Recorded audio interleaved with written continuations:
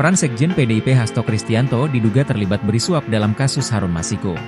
Komisi Pemberantasan Korupsi, KPK, dikabarkan telah menetapkan Sekjen PDIP Hasto Kristiyanto sebagai tersangka dalam kasus Harun Masiku.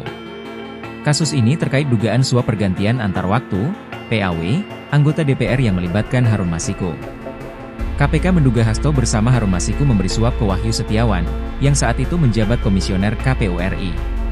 Kini Hasto dijerat dengan pasal 5 ayat 1 huruf A, atau pasal 5 ayat 1 huruf B, atau pasal 13 UU Tipikor.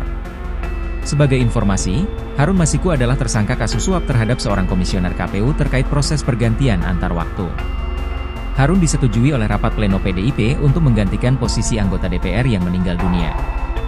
Oleh karena itulah, suap diberikan agar Wahyu mengupayakan Harun Masiku menjadi anggota DPR RI lewat proses pergantian antar waktu.